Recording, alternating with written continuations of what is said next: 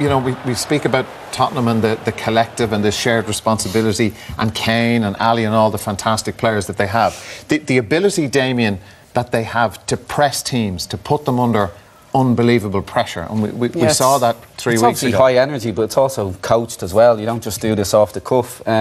Legri got a lot of stick after the first leg that they couldn't keep the ball. This is why Ali's in, Lamela straight in after, and they all just come in afterwards. Davies, Dembele, Ali again. He comes in, Dyer does, wins the ball and wins a free kick because they're so high up the pitch and they win it back. Dembele, good play again, lose the ball and they're straight on it. Other teams, because they don't have numbers up the pitch, they might drop off. Lamela wins a free kick in a good area. Again, this is after I think they're 2-0 down and they're dominating. Vertonghen here, 10 metres from Juve's box, give the ball away, and this is what happens. They give it straight back to you. And this is an interesting picture here. You have the two centre halves and they're playing 10 metres inside Juve's half. They have them penned in and they can't get out. Pressure with the ball, and when they don't have it, they lose it. They win it back straight away. Dembele, great play again. And again, this is from Juve giving the ball back straight away because of that high energy and the high press.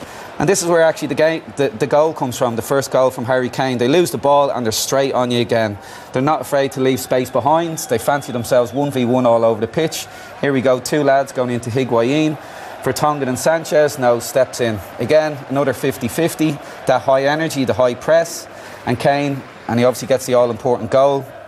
But this is the way they play for 90-odd minutes. Well, the first leg was obviously 80 minutes, but it's so good to watch. And if you look at the top teams around the world now, your Cities, maybe Barca back in the day, this is the new brand, the new breed of football. But you remember, Didi, was it last season, people had kind of drawn comparisons between previous Pochettino teams, and there was a criticism that towards the end of the season they weren't as high energy as they were earlier in the season. Now, fair enough, but they actually kind of tracked this phase. Now, is that going to happen with the 2018 version? Well, hopefully not, but if you play that high energy game, then there's always a doubt or a chance that towards the end of the season, the energy levels are not as high as they were early in the season. But I think the difference to this team is, I think there's a lot more belief in this team now. I think in possession they're a lot better than they were in recent years.